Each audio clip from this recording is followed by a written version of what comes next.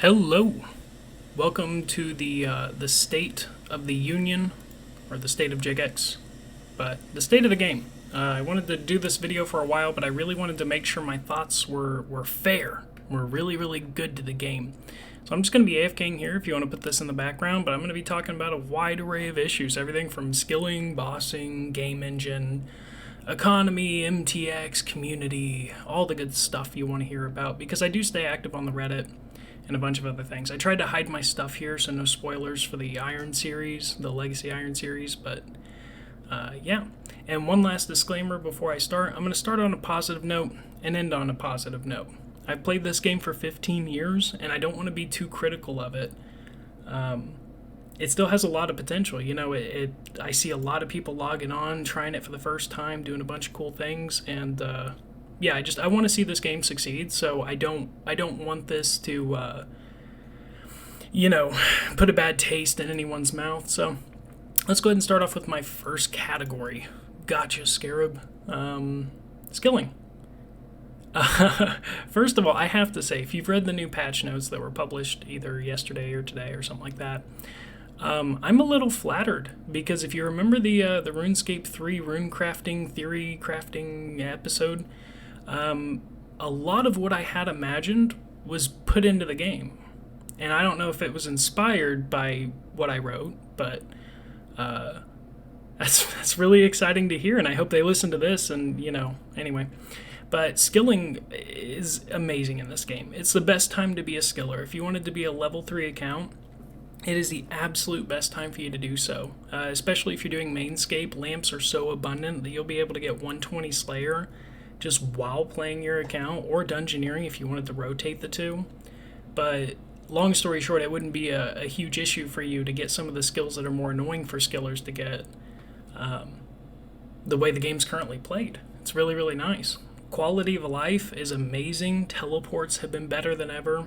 And yeah, daily events, daily challenges, I think that's awesome. You know, people call RS3 Easyscape, and, you know, to some degree they're right with daily challenges. I mean, that's huge for any iron that knows.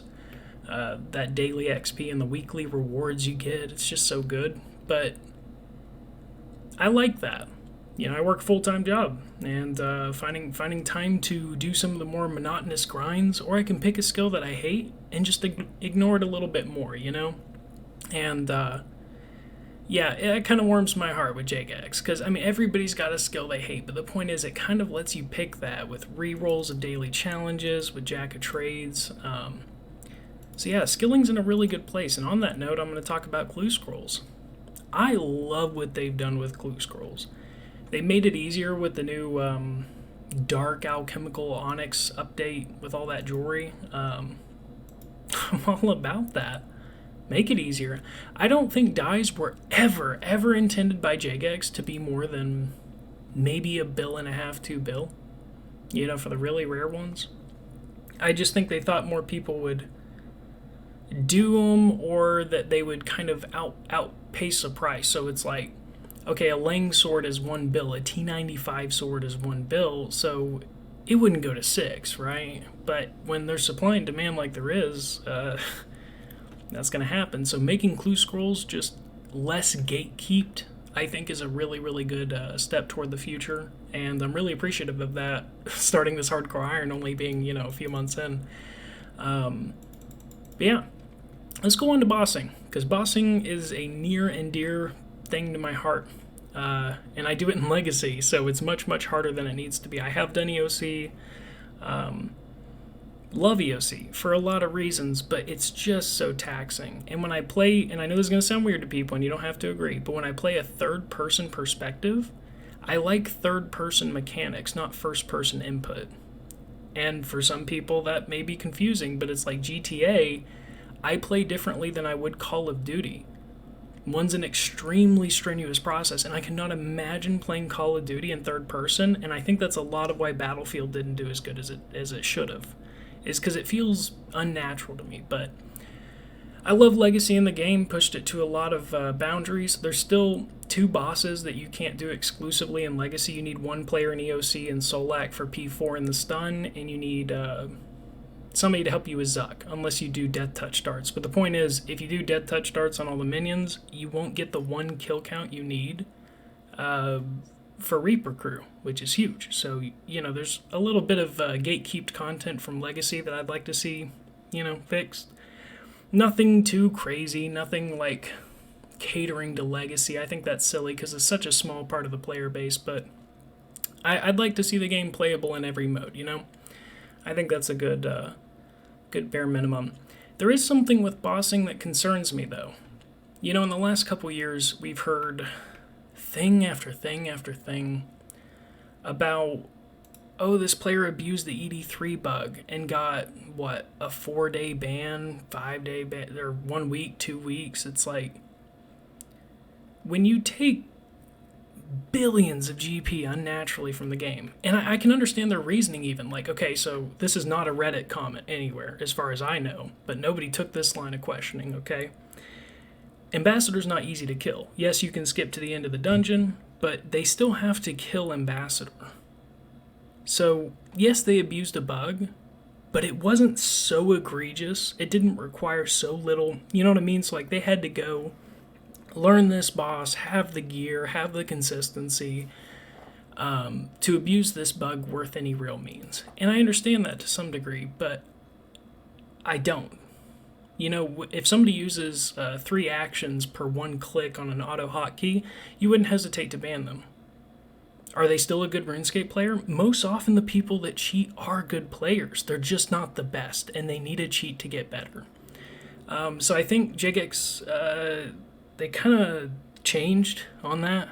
As a player for 15 years, they used to be a lot harder on people that abuse the game in such a way. And I'm not calling for somebody to be banned in particular, or somebody to be like IP banned forever or anything, because that's just silly, and they can get around that with a VPN anyway. But the account that did the action, I think, should not have to deal, or not basically get a slap on the wrist, because once upon a time people lost their accounts to that. A lot of work. In bossing, there are some loot bugs that I'll talk about later. That's not really in this category, so I have some beef with that. But yeah, bossing overall has taken on a new form, and I love it. I love what they're doing with the Wilderness rework. I wish they'd throw more than KBD in there. I kind of wish they would put an event like on the ocean where it'd be like 3 QBD heads just popping up out of there, and it's like, all right, go kill them, But you could just have fire waves radiating out from her, you could do a lot of really, really cool things there. And I think you could expand the Wilderness things to basically, like, gauge players. I don't know if they'd have to do an instance for that, but, like, difficulty scale it. Because with how quick they are with so many people, it's kind of ridiculous. And with how useful the drops are, I don't think that's going to change anytime soon. But bossing overall is an incredible state. If I compare it to old school RuneScape, they have some features I would like. Being a Legacy player, these, like, perfect movements and stuff like this and that. But I'm more of a strategy gamer than I am an action gamer, so RuneScape 3 really tickles my brain when it comes to bossing and, like, how you have to almost over-prepare and overthink through, like, is my accuracy good? How's my damage? Blah, blah, blah. And it doesn't matter if you're in Legacy or EOC. But yeah. And if you've never seen Legacy perform, my channel's pretty much dedicated to it, so you can go watch a bunch of videos of Legacy not being as bad as you thought it was. But let's talk about the overall quality of the game and the engine itself. So when it comes to this talk, I think it's incredibly important to look around in the game. I could find weird things out of place, but this game is the most beautiful I've ever seen it. Anybody that disagrees is just being salty about something. The graphics are incredible, and they do translate to mobile well. So graphics, I've got not a lot of bad to say. They put a lot of dedicated time into it over the last couple years that I've noticed, really reworking some of these areas they know people will run into. I think that's awesome. So that's great, but there are some glaring problems, and this is where the State of the Union gets a little bit worse. I'm just dumbfounded lately. I really am. I don't know what Jagex is doing, if it's too big of a deal to solve quickly, or if they're just, I genuinely don't know, but when it comes to the game engine, there are just quirks. It's like, if you go to the loot system, I'm going to talk about that bug. I have 2 illegal items on this hardcore Iron Man. I have not done City at Sentiston. I mean, I wish I could go to it without, letting out spoilers, but I only have like 60 quest points. I have not done City at Sentiston. I don't have the Pontifex ring. My archaeology level is below 40. There is no reason why I should have an Elder Trove 3.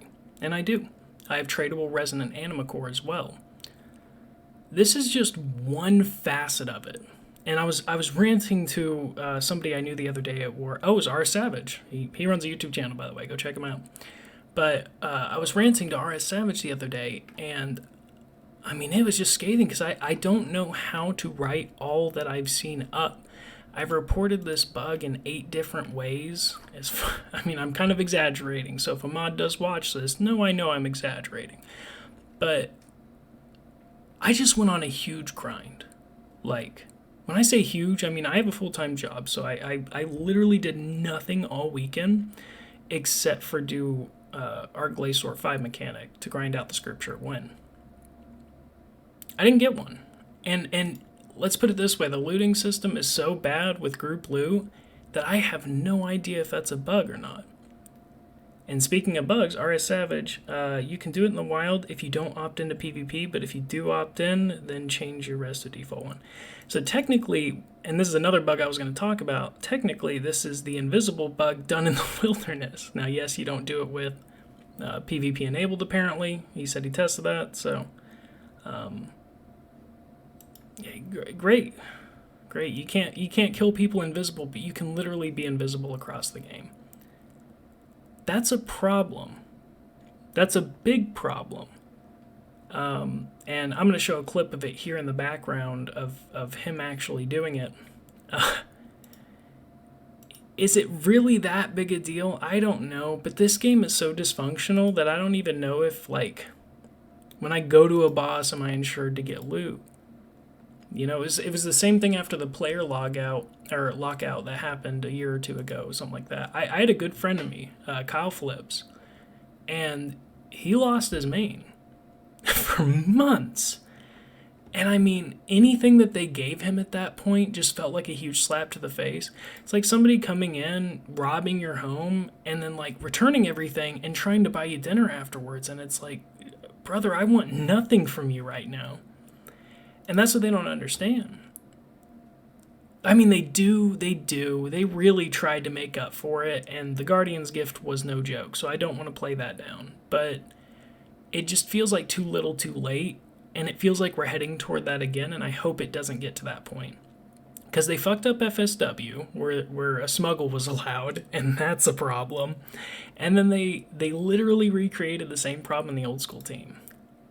And I'm just like, what are you doing? So in the category of overall quality of game and engine, they're not scoring high on me right now. Like, it's kind of sad to me that if you scroll on the Reddit, it's a lot of talks about MTX and blah blah blah. But if you check the patch notes, literally everybody talks about how empty they are. Like all these bugs that everybody has run into, and I'm like, okay, I understand some of them can be complicated, but I can also understand that you're saying that as a cop-out. Kind of like how you're saying that the economy is the reason that you're lowering buyable keys with oddments to 10. It's not. You released FSW, and I'm not stupid. I literally do math for a living in accounting. Well, not accounting literally. I'm not a CPA, but, I do a lot of managerial stuff. But the point is, I run numbers a lot. I ran those numbers. They're not good. They're not good with what's currently in the game. I've flipped for 5 to 10 years. That's probably a better resume. I used to run clans to do flipping, and it's just like,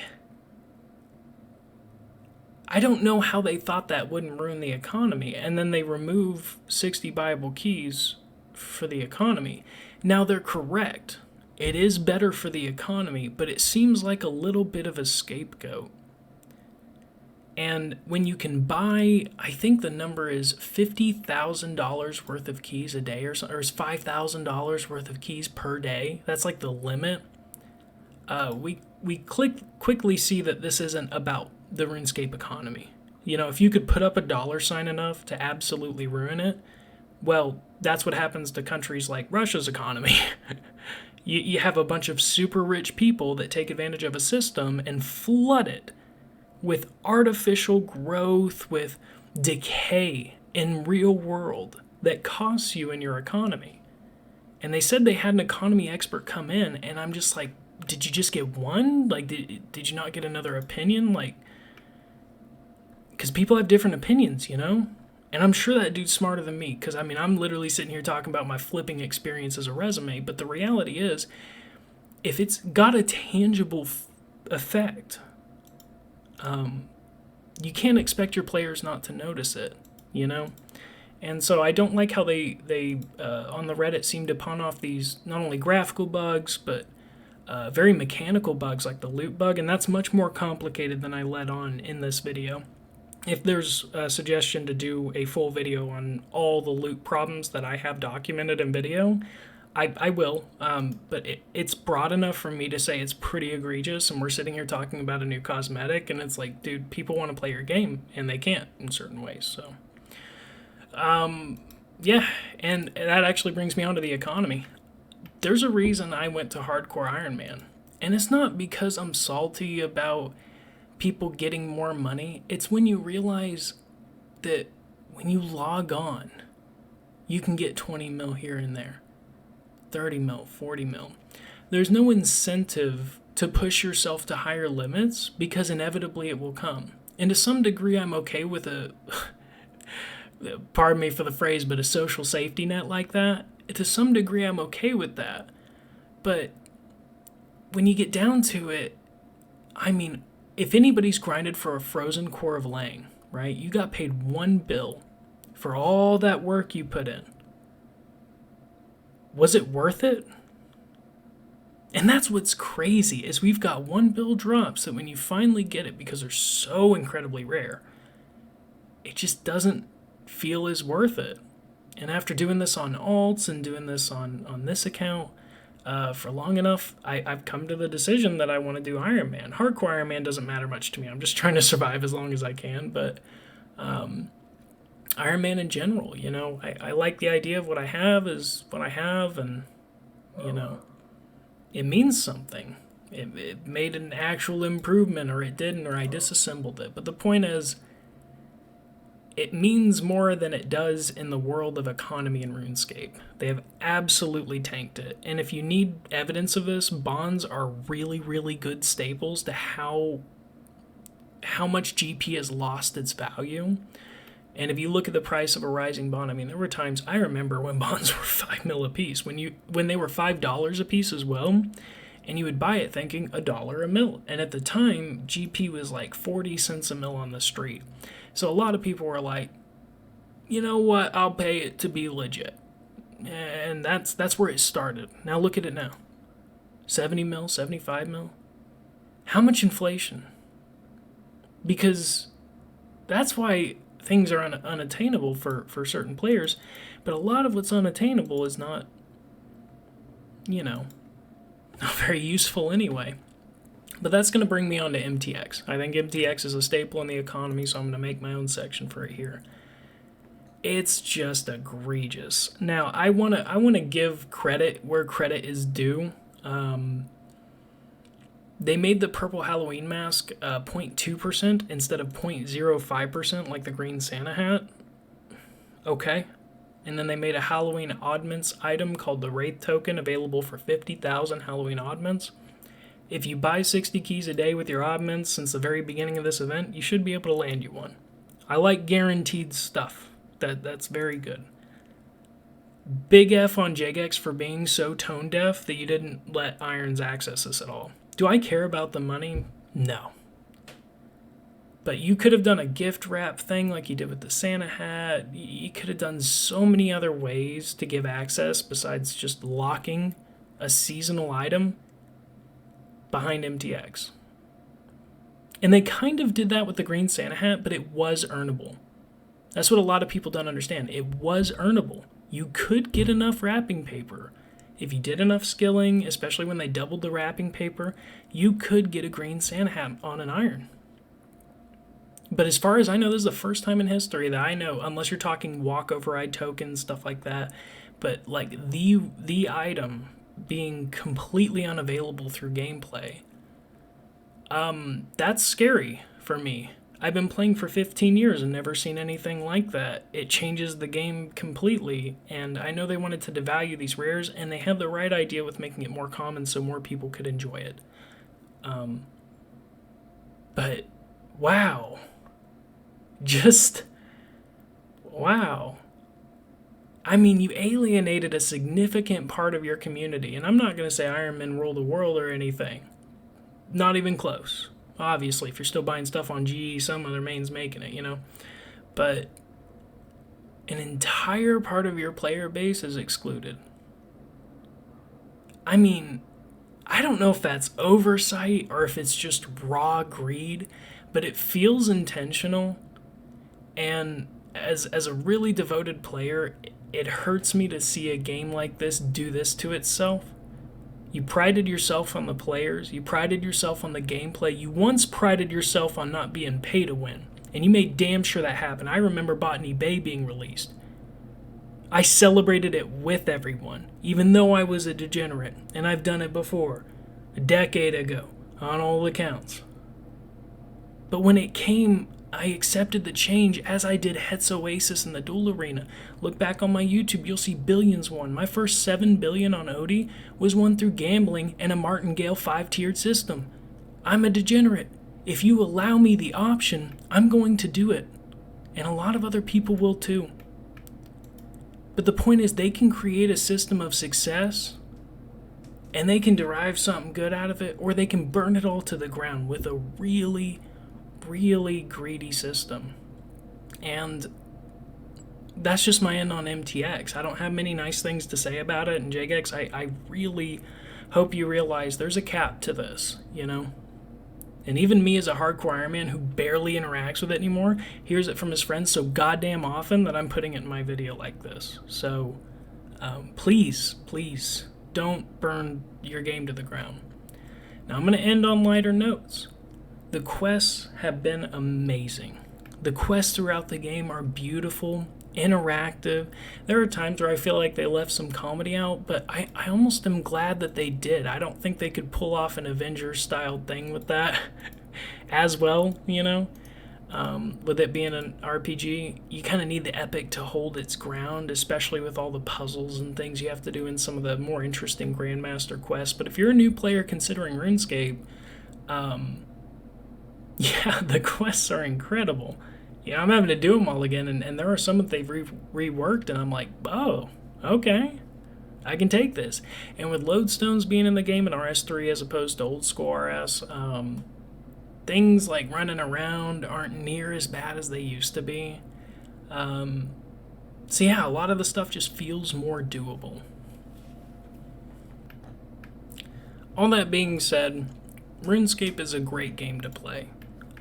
I understand that there's business that comes into things like this, but if you've learned anything from business and gamers, nobody wants to involve it to. The second I hawk the people watching this right now a crypto that I enjoy is the second they run away from me like the fucking plague. And that's what you're doing to your players on a daily basis. And you can avoid MTX with Iron Man, and it's a very valuable and incredible experience. I encourage you to watch the series to see what I'm grinding for. But yeah, you can play Mainscape too and do it that way, but JigX, I just really hope that priorities are better in the future for gameplay experience. And I want to pitch you the best idea yet. Are you ready? Charge people for fucking outfits. Look at me. Look at this. It's simple. We want to look good. And a lot of us don't mind doing that. Like, we'll literally pay $9.99 or whatever token you have to do it into. But don't do it in multiple tokens because that's greedy. We know what you're doing. You put it in multiple currencies, or you give us 5 short of something, then we have to buy another or whatever else. So don't be predatory with it. Put it into one currency, if you have to do a virtual currency as a transition, and just charge us for cosmetics.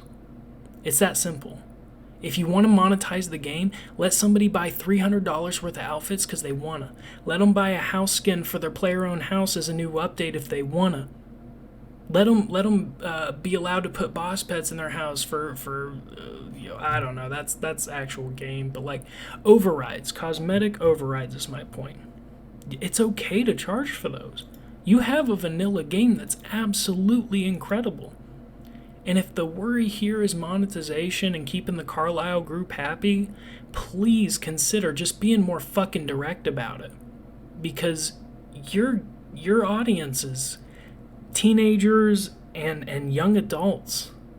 We just don't really agree with the way that you're releasing these things. And if you centralized it, if you made it easy, if you made it transparent, and if you made it less predatory with FOMO, with these gambling odds here and there, or with something like FSW encouraging everybody to create a new account, just make the game better, and then the cosmetics, they will come and people will buy them. But if the game is less impeded by MTX, because it's very impeded by MTX. If you play Mainscape, you will have your gameplay experience constantly interrupted with it. It will be a part of it. But if we're talking about an ethical version of MTX, just pull a Call of Duty here. And trust me, people would get used to it, you know? All the oddments going away, all the rune coins going away, this, that, and the other. You could condense all of that to one shot and maybe make it earnable in game and make it a grind, you know? Like if you want one outfit, that's going to take you like 2 weeks, 3 weeks, 4 weeks of getting oddments if that's the currency you keep, you know? Make them expensive. Like as an iron, I think I have, I don't want to reveal anything, but I think I have like 35k oddments, right? Okay, great. Make an outfit 50k. You've made pets 15, 20, 25, 50k. Fine. But Halloween oddments that irons can't access because it's only through MTX? Bruh, you had to know I was going to say something. But I really enjoyed this game, and I know that they can figure this out if they work hard enough, and if the people that are making these decisions can hear their player base, can hear the desperate cries of some ginger weirdo, it can change. And I hope it does, because I love this game, and I want to see more people playing it. But often they just get pushed in the wrong direction with MTX, or they get forced into efficiency with EOC, and I tell them, look, you can just turn on Legacy, like, you can just click, you just do the thing, and they're like, oh, that's the RuneScape I know, and this is beautiful, and I'm like, that's RS3 Legacy, not old school. You know, everything's got a purpose here, and you've got such a vast game and such a passionate player base. Just please try to make these things better going forward. I want to have a better state of the game, and I want to see more players enjoy themselves here. But I hope you enjoyed, and I'll be seeing you.